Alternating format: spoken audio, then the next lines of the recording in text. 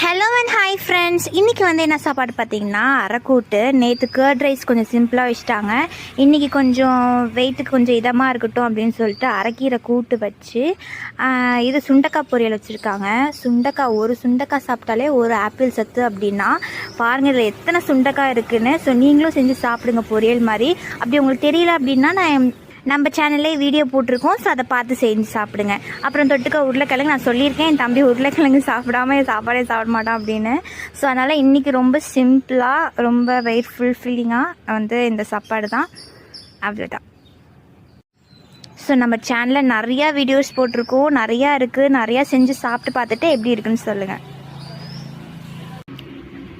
சுண்டைக்காய் ரொம்ப ரொம்ப டேஸ்ட்டாக இருக்கும், உடம்புக்கு ரொம்பவும் சத்து. செஞ்சு சாப்பிடுங்க. இப்படி தான் சுண்டைக்காவும் உருளைக்கிழங்கும் வச்சாங்க அப்படின்னா சாப்பாடு எப்படி போகுதுன்னே தெரியாது, டக்குன்னு உள்ள போயிடும். சாப்பாடு சூப்பராகவும் இருக்கும். நான் எப்பவுமே சாப்பாடு வேஸ்ட் ஆக மாட்டேன், ஃபுல்லாத்தையும் கிளியர் பண்ணி சாப்பிட்ருவேன். நான் சாப்பிட்டு காட்டுறேன். நான் எப்பவுமே இப்படி தான், எப்பவுமே வந்து பிடிக்காததெல்லாம் முன்னில் சாப்பிட்டுட்டு பிடிச்சது எப்பவுமே லாஸ்ட்டாக ரசித்து சாப்பிடுவேன். கடைசி ஒரு வாய் இந்த ஒரு வாய் சாப்பாடு வச்சுட்டு இது நல்லா ருசித்து சாப்பிட்டு. நீங்கள் எப்படி என்ன மாதிரி பிடிச்சதை லாஸ்ட்டாக சாப்பிடுவீங்களா, இல்லை பிடிச்சதை ஃபஸ்ட்டு சாப்பிட்டுட்டு கடைசியாக வந்து பிடிக்காததை சாப்பிடுவீங்களா?